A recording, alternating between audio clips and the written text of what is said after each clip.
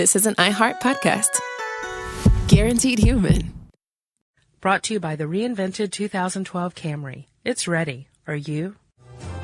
Welcome to Stuff You Should Know from HowStuffWorks.com.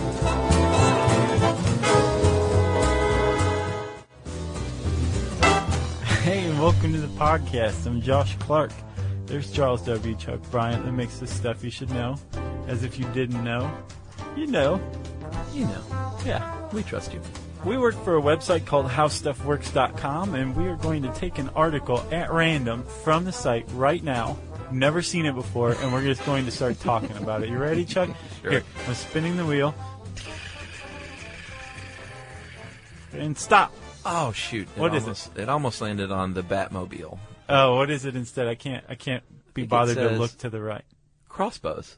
Okay. How crossbows work? Yeah. All right, let's start talking. Just off the top of my head, Chuck, have you ever seen the TV show Walking Dead? Yeah. Awesome show. And nice choice of weapon. I know you saw it.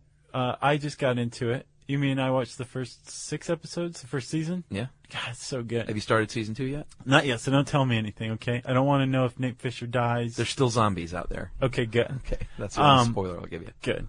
Although I have to say, I'm not very happy with that one subplot of, like, the sexual tension subplot, that conflict that's brewing and hasn't really...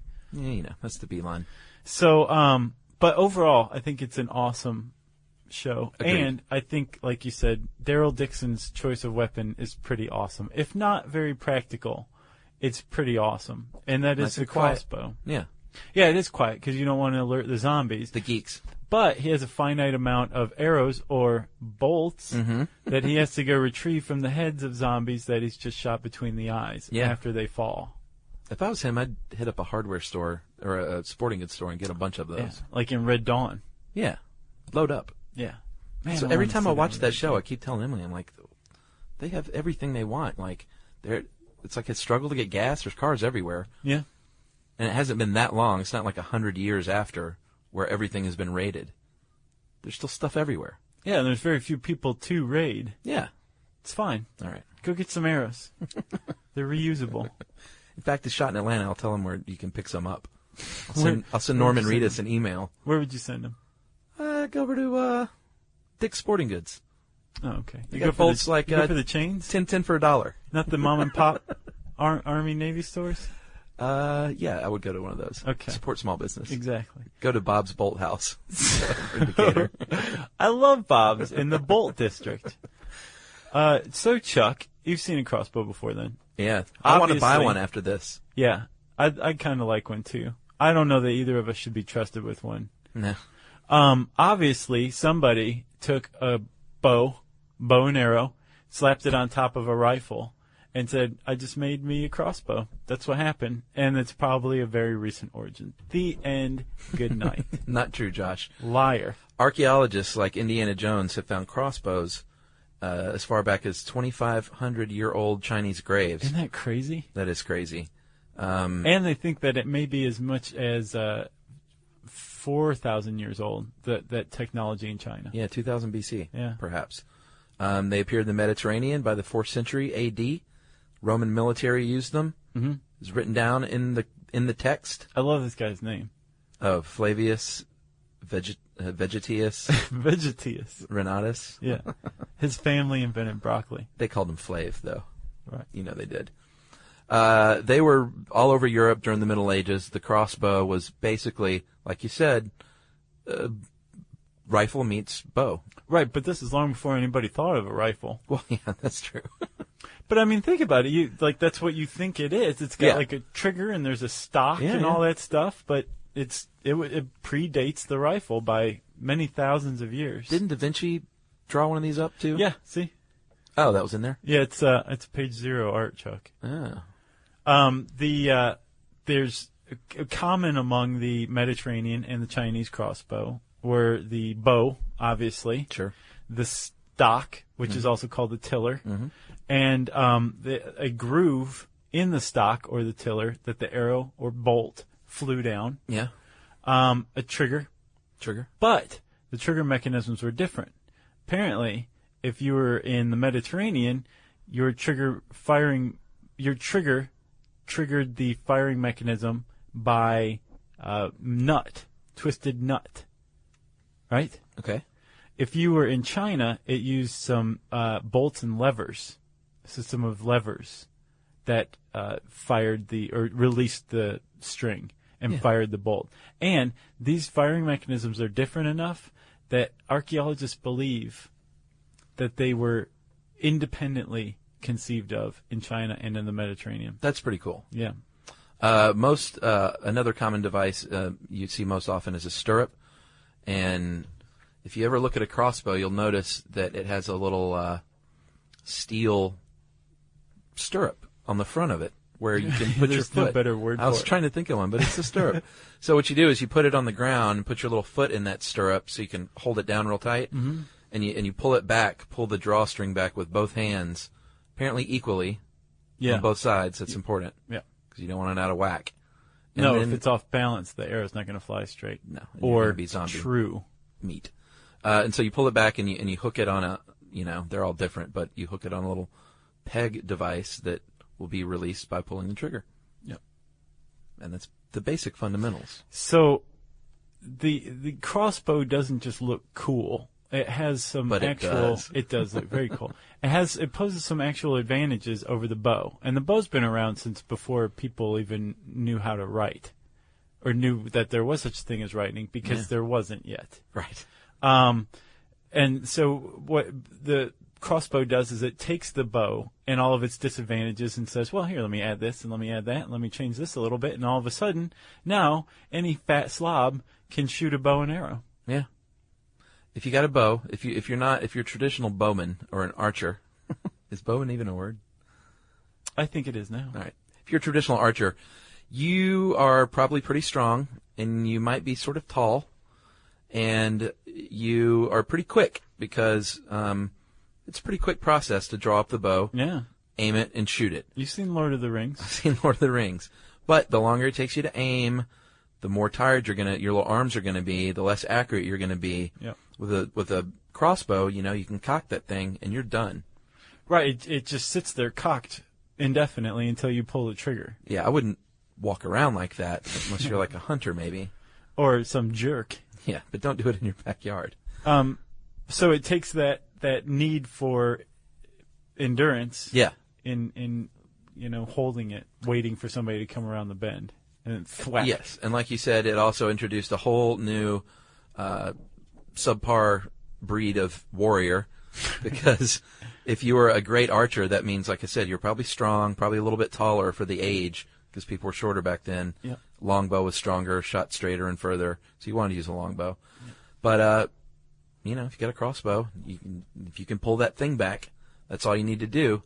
But sometimes you didn't even need to pull that thing back. Well, you can pull that thing back generally because you're using a stirrup, right? Which means you're using your foot. Yeah. And if you have a little hook attached to your belt, then you're doing a squat. Yeah. And that's how you're cocking the crossbow. That was a really lazy knight that had the hook on the front of his armor. Well, I imagine it's probably like a dwarf or maybe an elf. Like, elves are kind of undeveloped. Sure. But you're standing up basically to cock the crossbow, and you're using your buttocks and your thigh muscles, which are the strongest muscles in your body. That's right. So you could just be like a total upper body wuss, but ripped from the waist down, you're a crossbowman. Or a cross archer. That's true. But what I was saying was the Kranikin. Sometimes you didn't even have to pull it back at all. Yeah.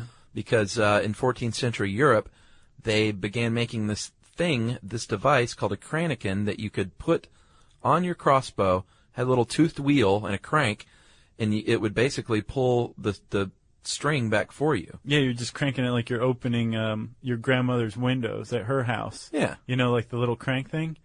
But as you're doing that, it's cocking the bow, but it's cocking a bow that you couldn't possibly cock yourself, which means that you're about to shoot a bolt that can go right through a tree, or pretty significantly deep into a tree, or better yet, into a warhorse or a human being. That's right.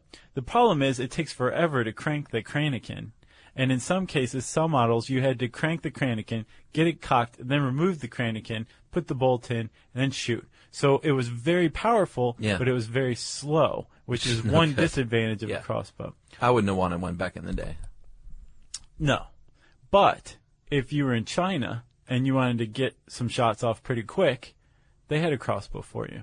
They had automatic crossbows. That shot several bolts a second.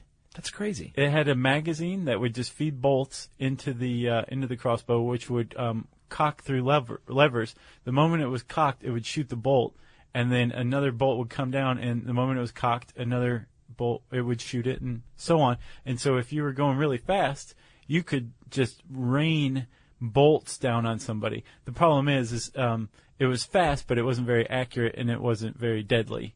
But it probably scared the tar out of people who saw it. Yeah, and the bolt didn't travel that fast. It was fast to shoot, but Right. not fast in flight. But I tried to find a picture of that thing because I could not fathom it in my brain. Yeah. And I couldn't find any, obviously, because it was a long time ago. Yeah. It was pre-pictures. Right. Let's talk about physics, Josh, because this is my favorite thing to do. Well, this is a Tracy Wilson article, so of course there's going to be a section on the physics of crossbows. Yes, there is. So a bow is basically a spring. Did you know that? I did. I used to shoot. Did you really? You knew that a bow is basically a spring? Well, sure. I read that like 4 times. Really? Yeah. I think that's very neat. So take a bed spring. All right. And I heard you. I heard that you used to shoot. I want to know about it. We'll get into that. But I'm just like knee deep in the physics now. I know. You take a spring, you stretch it out. What you've just done is generate, well, you haven't generated it, but you've just somehow amassed elastic energy.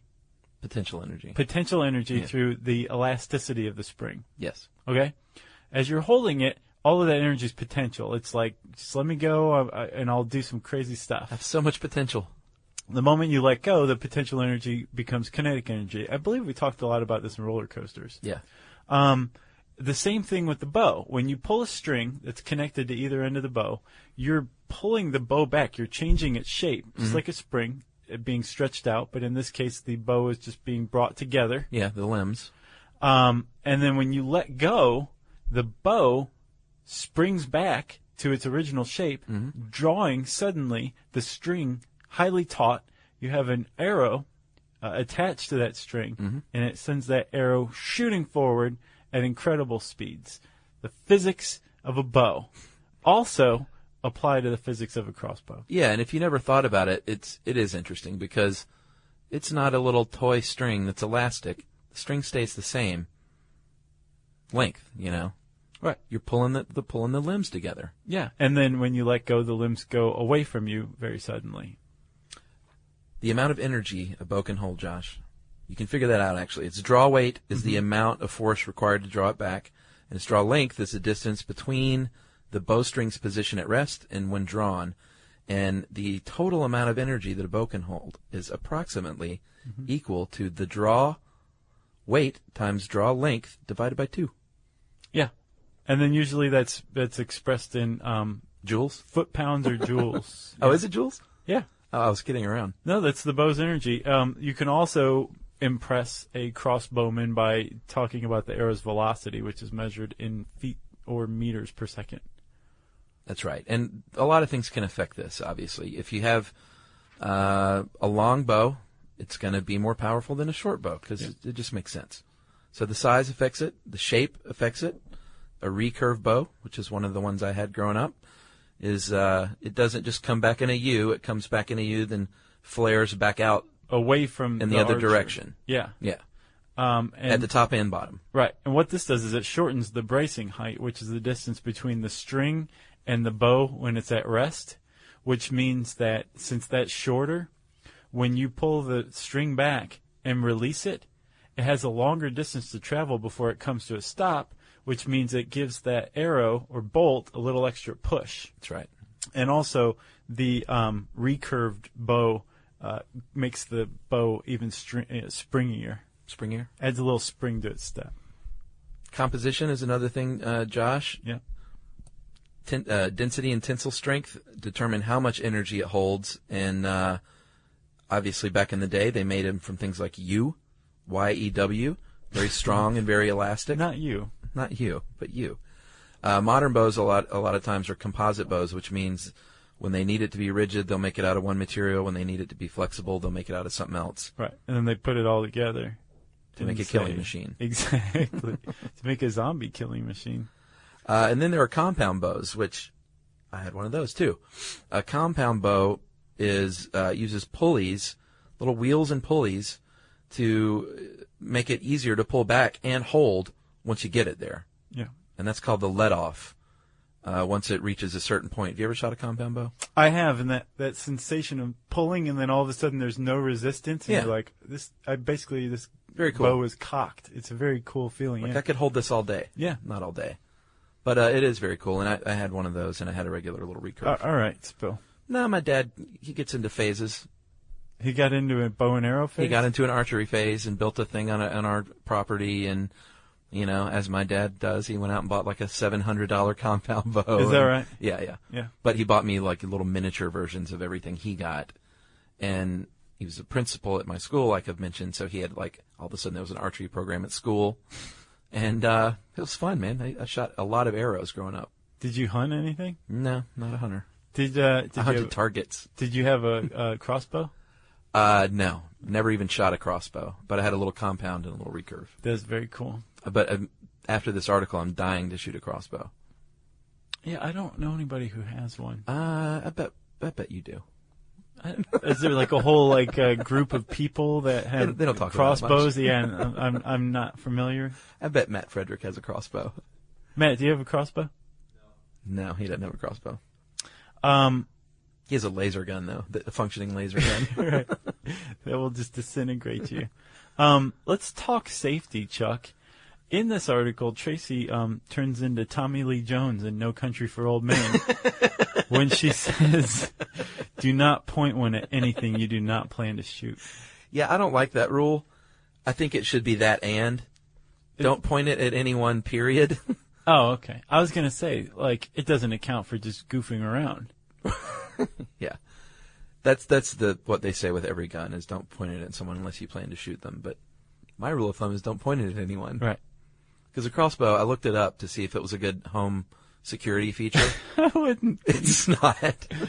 Your insurance company would be like, wait, what? Yeah. You want us to reduce it because you have a crossbow? They make little pistol ones, too, with little short bolts. Chewbacca had a pistol one. No, he had a bowcaster. It's like a pistol. It's like a pistol crossbow, right? Then it shoots energy. Okay, but it's the shape of a crossbow that's a pistol. I thought it didn't have a stock. I thought it was a pistol. Was it? Maybe it's just so big it looked like a pistol on him. We'll hear about this one for sure. Oh man. Safety, Josh. You want to place the stirrup at the ground. Don't want to point it at you at all. Or have a friend hold the stirrup while you cock. No. It's terrible. No. No, I'm saying do not do that. Yeah, do not do that. Right. You want to point it at the ground, put the stirrup on the ground, put your foot in the stirrup. Right.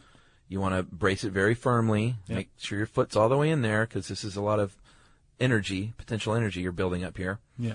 Like I said earlier, you want to grab it, pull it equally on both sides, lock it into place, and the modern crossbow will automatically have a little safety that happens there. And there may be an additional safety that you can set after that. Yeah. Which is good. You also want to stand out of the way of the front of the bow. And I'm not just saying in the path of the arrow. Yeah. But that bow, remember, it's stretched toward you Sure. when the string is cocked or when the string is pulled back. And when you release it, the bow flies forward and outward. And if your hand's there, it's going to smack it and probably break every bone in it. Yeah.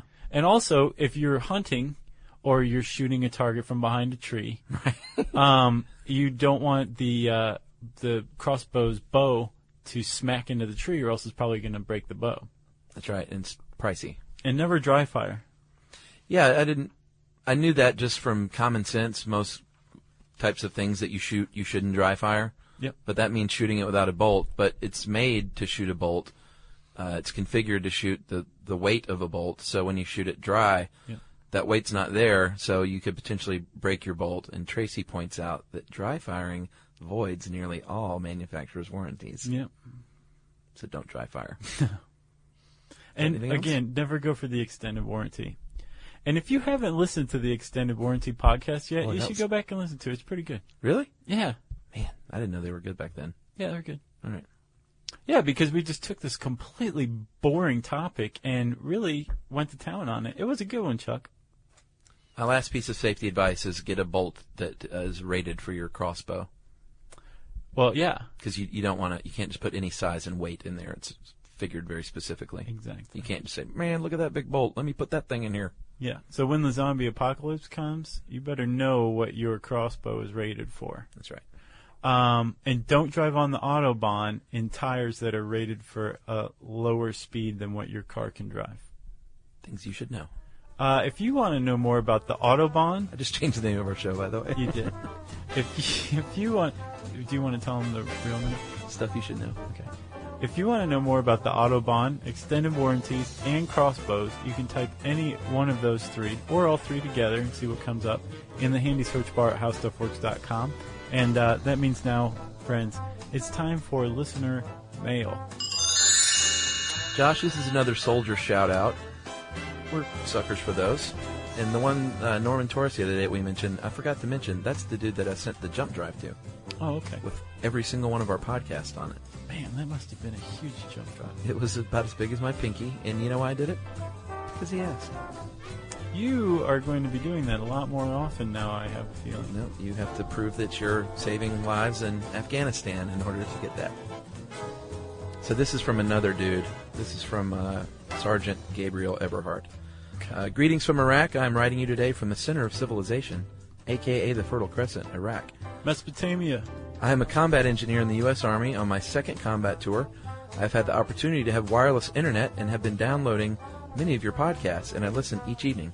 During the day while on patrol in MRAP, Mine Resistant Armored Patrol. MRAP. I've heard that. These are like Hurt Locker dudes, I think.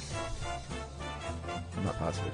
I relay the podcast I listened to the night before over the headset to the guys. It is great for breaking up monotony of looking for IEDs. Oh yeah, I guess they are Hurt Locker guys, huh? Mm-hmm. And talking about the usual Army-related stories. My soldiers have learned about many interesting things like human cannonballers, schizophrenia, parkour, and con artists. They especially like the play-by-play on shrinking human heads. I bet they did. In summary, on behalf of myself and my soldiers, just wanted to extend our thanks to both you guys. Sitting in a convoy of vehicles with the same dudes for up to 12 hours a day. It's kind of like taking a year-long road trip, but on the same roads. Wow. Sort of like a Twilight Zone episode. And guys, in your own way, you're both doing great things for your country. I don't know about that, but I'll take it. Yeah. So I told Gabriel Eberhardt, the Sarge, that we would give those guys a shout-out in the Maysan province of Iraq. So dudes, if you're listening, we love you. Be safe. Come home in one piece. Seriously. And thanks for everything you do. Yeah. For schlubs like us who just run off at the mouth. And we're sorry about the parkour podcast. And if you have a special request, we will strongly consider it. He did, actually. I didn't leave that part in, but it was about Mesopotamia, I think. We did that one. Was Oh, Mesopotamia the cradle of civilization? Well, there you go. Yeah, Go look done it up, man. and done. If you have another one that we haven't done before, send it in. Email Chuck back, and we'll see what we can do. And if you have a request, special request, let us know why we should entertain it, what it is, and we'll see what we can do. And there's 3 ways you can contact us, aside from saying hi through our system of Campbell's soup cans and strings. Sure. You can tweet to us at SYSK Podcast. You can visit us on Facebook, facebook.com/stuffyoushouldknow, and you can send us an email at stuffpodcast@howstuffworks.com. Be sure to check out our new video podcast, Stuff from the Future. Join How Stuff Works staff as we explore the most promising and perplexing possibilities of tomorrow. Brought to you by the reinvented 2012 Camry. It's ready. Are you? This is an iHeart podcast. Guaranteed human.